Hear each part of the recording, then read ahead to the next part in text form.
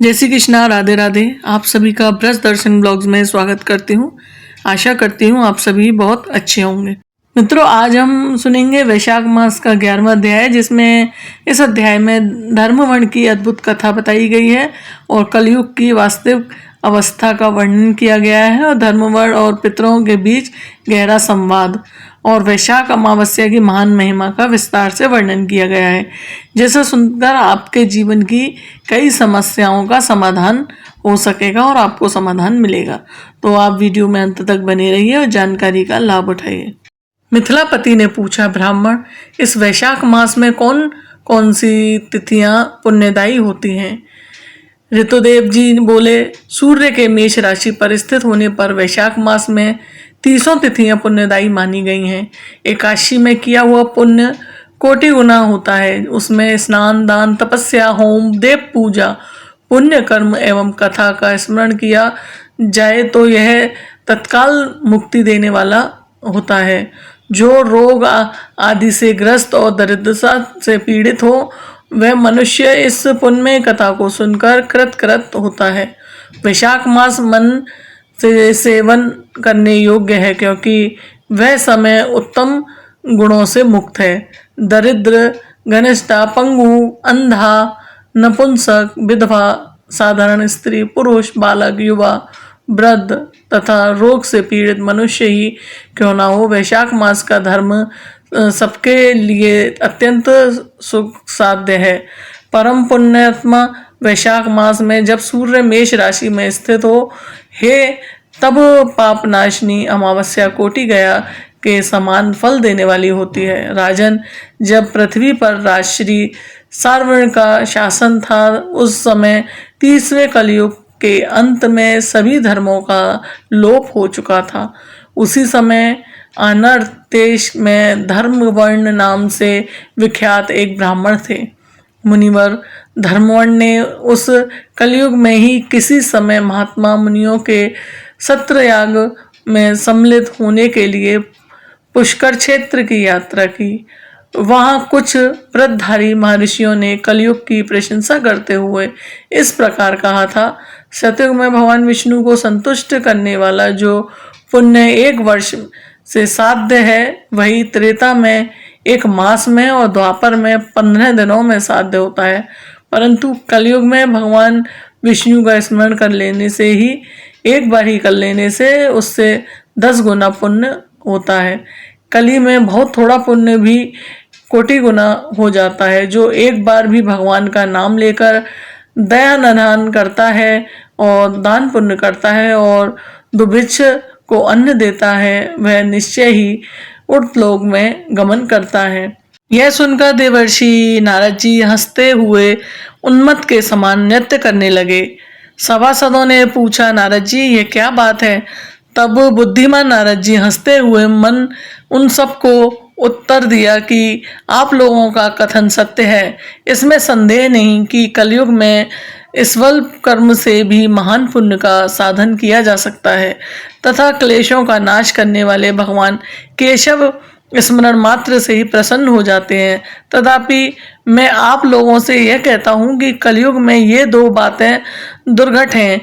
एक तो शिशेन्द्रियों का निर्ग्रह और जिह्वा का वश में रखना। ये दोनों कार्य जो सिद्ध कर ले, वही नारायण स्वरूप है। अतः कलयुग में आपको यहाँ नहीं ठहरना चाहिए। नारद जी की यह बात सुनकर उत्तम व्रत का पालन करने वाले महर्षि सहसा यज्ञ को समाप्त करके सुखपूर्वक चले गए। धर्म वर्ण ने भी वह बात सुनकर भूलोक को त्याग देने का विचार किया। उन्होंने ब्रह्मचर्य का व्रत धारण करके दंड और कमंडल हाथ में लिया और जटा वर्कधारी होकर वे कलयुग के अनाचारी पुरुषों को देखने के लिए घर छोड़कर चल दिए। उनके मन में बड़ा ही विस्मत हो रहा था कि उन्होंने देखा प्राय मनुष्य पापचार में प्रवृत्त हो बड़े भयंकर और दुष्ट हो गए हैं। ब्राह्मण पाखंडी हो चले हैं, शूद्र संन्यास धारण करते हैं, पत्नी अपने पति से द्वेष रखती हैं, शिष्य गुरु से वैर करता है, सेवक स्वामी के और पुत्र पिता के घात में लगा हुआ है। ब्राह्मण शूद्रवत और गौएं बकरियां के समान हो गई हैं। वेदों में गाथा ही प्रधानता रह गई है। शुभ कर्म साधारण लौकिक कृत्यों के ही समान रह गए हैं। इनके प्रति किसी की महत्व वृद्धि नहीं है। भूत प्रेत और पिशाच आदि की उपासना चल पड़ी है। सब लोग मैथुन में आसक्त हैं और उनके लिए अपने प्राण भी खो बैठते हैं। सब लोग झूठी गवाही देते हैं। मन में सदा छल और कपट भरा रहता है। कलयुग में सदा लोगों के मन में कुछ और, वाणी में और कुछ, मुंह पे कुछ और तथा क्रिया में कुछ और ही देखा जाता है। सबकी विद्या किसी न किसी स्वार्थ को लेकर ही होती है और केवल राजभवन में उसका आदर होता है। संगीत आदि कलाकार विद्याएं भी रचनाओं को प्रिय हैं। कली में अधम मनुष्य पूजे जाते हैं और श्रेष्ठ पुरुषों की अवहेलना होती है। कली में वेदों के विद्वान ब्राह्मण दरिद्र होते हैं। लोगों में प्राय भगवान की भक्ति नहीं होती और पुण्य क्षेत्र में पाखंड अधिक बढ़ जाता है। शूद्र लोग जटाधारी तपस्वी बनकर धर्म की व्याख्या करते हैं। सभी मनुष्य अल्पायु, दयाहीन और शठ होते हैं। कली में प्राय सभी धर्म के व्याख्याता बन जाते हैं और दूसरों के कुछ लेने में ही उत्सव मनाते हैं। अपनी पूजा करना चाहते हैं और व्यर्थ ही दूसरों की निंदा करते हैं। उनके घर आने पर सभी अपने स्वामी के दोष की चर्चा भी तत्पर रहते हैं। कली में लोग साधुओं को नहीं जानते, पापियों को ही बहुत आदर देते हैं। दुराग्रही लोग इतने दुराग्रही होते हैं कि साधु पुरुषों के एक दोष का भी ढिंढोरा पीटते हैं और पापात्माओं के दोष समूह को भी गुण बतलाते हैं। कली में गुणहीन मनुष्य दूसरों के गुण ना देखकर उनके दोष ही ग्रहण करते हैं। जैसे पानी में रहने वाली जौक प्राणियों के रक्त पीते हैं, जल नहीं पीते, उसी प्रकार जौक के धर्म से संयुक्त वो मनुष्य दूसरे का रक्त चूसते हैं। औषधियाँ शक्तिहीन होती हैं। ऋतुओं में उलटफेर हो जाता है। सब राष्ट्रों में अकाल पड़ता है। कन्या योग्य समय में संतानोत्पत्ति नहीं करती। लोग नट और नर्तकों की विद्याओं से विशेष प्रेम करते हैं। जो वेदांत की विधाओं में तत्पर और अधिक गुणवान हैं, उन्हें अपनी मनुष्य सेवक की दृष्टि से देखते हैं। वे सब के सब भ्रष्ट होते हैं। कली में प्राय लोग श्राद्ध कर्म का त्याग करते हैं, वैदिक कर्मों को छोड़ बैठते हैं। प्राय जिह्वा पर भगवान विष्णु के नाम कभी नहीं आते। लोग श्रृंगार रस में आनंद का अनुभव करते हैं और उसी के गीत गाते हैं। कलयुग के मनुष्यों में ना कभी भगवान विष्णु की सेवा देखी जाती है, ना शास्त्रीय चर्चा होती है, ना ही यज्ञ की दीक्षा है, ना ही विचार का लेश मात्र है, ना ही तीर्थ यात्रा है और ना दान धर्म ही होते देखे जाते हैं। ये कितने आश्चर्य की बात है। उन सबको देखकर धर्म वर्ण को बड़ा भय लगा। पाप से कुल की हानि होती देख अत्यंत आश्चर्य से चकित हो वे दूसरे द्वीप पे चले गए। सब द्वीपों को लोकों में विचरते हुए विद्वान धर्मवर्ण किसी समय कौतूहल तथा प्रत्यलोक में गए थे। पितृलोक में जाने के बाद वहां उन्होंने कर्म से कष्ट पाते हुए पितरों को बड़ी भयंकर दशा में देखा। वे दौड़ते, रोते और गिरते पड़ते थे। उन्होंने अपने पितरों को भी नीचे अंधकृत में पड़े हुए देखा। उन्होंने देखा, आश्चर्यचकित हो दयालु धर्मवर्ण ने पूछा, आप लोग कौन हैं? किस दुर्दशा कर्म के प्रभाव से आपका इस अंधकूप में पड़े हैं? पितरों ने कहा, हम श्रीवस्तु क्षेत्र वाले हैं। पृथ्वी पर हमारी कोई संतान नहीं रह गई है, अतः हम श्राद्ध और पिंड से वंचित हैं। इसलिए यहाँ हमें नरक का कष्ट भोगना पड़ता है। संतानहीन दुरात्माओं का अंधकूप में पतन होता है। हमारे वंश में एक ही महायश तपस्वी पुरुष है जो धर्मवर्ण के नाम से विख्यात है, किंतु वह विरक होकर अकेला घूमता फिरता है। उसने गृहस्थ धर्म को नहीं स्वीकारा और वह एक ही तनु हमारे कुल में अविष्ट है। उसकी भी आयु क्षीण हो जाने पर हम लोग घोर अंधकूप में गिर पड़ेंगे, जहाँ से फिर निकलना कठिन होगा। इसलिए तुम पृथ्वी पर जाकर धर्मवन को समझाओ।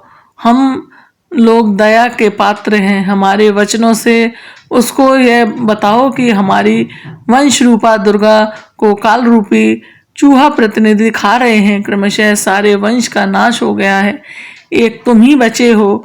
जब तुम भी मर जाओगे तब संतान परंपरा ना होने के कारण तुम्हें भी अंधकूप में ही गिरना पड़ेगा। इसलिए गृहस्थ धर्म को स्वीकार करके संतान की वृद्धि करो। इससे हमारी और तुम्हारी दोनों की उद्धार गति होगी। यदि एक भी पुत्र वैशाख मास अथवा कार्तिक मास में हमारे उद्देश्य से स्नान, श्राद्ध और दान करेगा तो उससे हम लोगों की धर्म गति और उद्धार होगी और नरक से उद्धार हो जाएगा। यदि एक पुत्र भी भगवान विष्णु का भक्त हो जाए, एक भी एकादशी का व्रत रखने लगे, अथवा यदि एक भी भगवान विष्णु की पापनाशक कथा का स्मरण करने लगे तो उसकी 100 बीती हुई पीढ़ियों का तथा 100 भावी पीढ़ियों का उद्धार होता है। वे पीढ़ियों पाप से आवृत होने पर भी नरक का दर्शन नहीं करती। दया और धर्म से रहित उन बहुत से पुत्रों का जन्म से क्या लाभ जो कुल में उत्पन्न होकर भी सर्वव्यापी भगवान नारायण की पूजा नहीं करते। इस प्रकार प्रिय वचनों द्वारा धर्मवर्ण को समझाकर तुम उसे विरक्त ब्रह्मचर्य आश्रम से गृहस्थ आश्रम में प्रवेश कराने की सलाह दो। पितरों की यह बात सुनकर धर्मवर्ण अत्यंत विस्मित हुआ और हाथ जोड़कर बोला, मैं ही धर्मवर्ण नाम से विख्यात आपके वंश का दुराग्रही बालक हूँ। यज्ञ में महात्मा नारद जी का यह वचन कि कलयुग में प्राय कोई भी रसनेन्द्रिय सुनकर और विषेंद्रिय का दृढ़ता पूर्वक संयम में नहीं रहता। मैं दुर्जनों की संगति से भयभीत हो अब तक तुम्हारे दूसरे द्वीपों में घूमता रहा। इस कलयुग में 3 चरण बीत गए हैं, अंतिम चरण में भी 3.5 भाग व्यतीत हो चुके हैं। मेरा जन्म व्यर्थ बीता है, क्योंकि जिस कुल में मैंने जन्म लिया उसमें माता पिता के ऋण को भी मैं नहीं चुका पाया। पृथ्वी के भारभूत उस शत्रु तुल्य पुत्र के उत्पन्न होने से क्या लाभ जो पैदा होकर भगवान विष्णु और देवताओं तथा पितरों की पूजा ना करे। मैं आप लोगों की आज्ञा का पालन करूंगा। बतलाइए पृथ्वी पर किस प्रकार मुझे कलयुग से और संसार से भी बाधा नहीं प्राप्त होगी।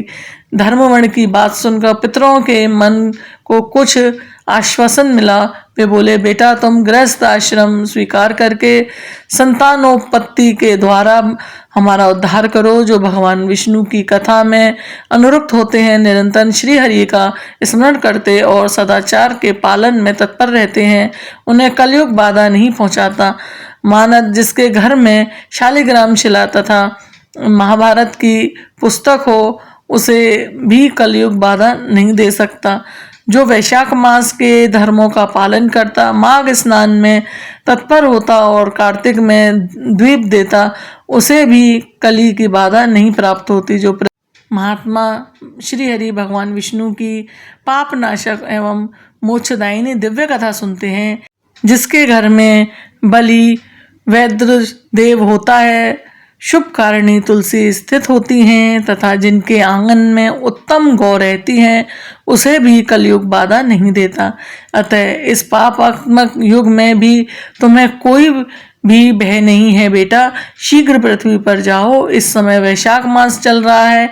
यह सबका उपकार करने वाला पुण्यदायी मास माना जाता है। सूर्य के मेष राशि में स्थिर होने पर 30 तिथियां पुण्यदायी मानी गई हैं।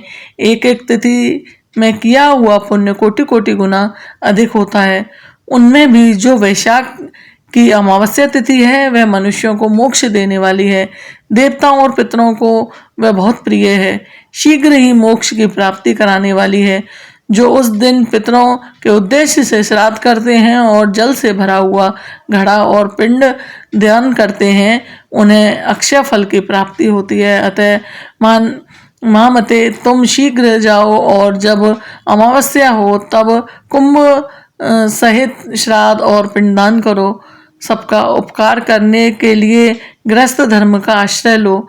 धर्म अर्थ और काम से संतुष्ट हो उत्तम संतान पाकर फिर मुनि वृद्धि से रहते हुए सुखपूर्वक दीपांतों में विचरण करो। पितरों के इस प्रकार आदेश देने पर धर्मवर्ण मुनि शीघ्रता पूर्वक भूलोक में गए। वहां मेष राशि में सूर्य के स्थित रहते हुए वैशाख मास में प्रायःकाल स्नान करके देवताओं, ऋषियों तथा पितरों का तर्पण किया। फिर कुंभदान सहित पापनाशक श्राद्ध करके उसके द्वारा पितरों को पुनरावृत्ति रहित मुक्ति प्रदान की। तत्पश्चात उन्होंने स्वयं विवाह करके उत्तम संतान को जन्म दिया और लोक में उस पापनाशनी अमावस्या तिथि को प्रसिद्ध किया। तदंतर वे भक्ति पूर्वक भगवान की आराधना करने के लिए हर्ष के साथ गंधमादन पर्वत पर चले गए। इसलिए वैशाख मास की यह अमावस्या तिथि परम पवित्र मानी गई है। जय श्री हरि। मित्रों, वैशाख मास का 11 अध्याय यहीं समाप्त हुआ।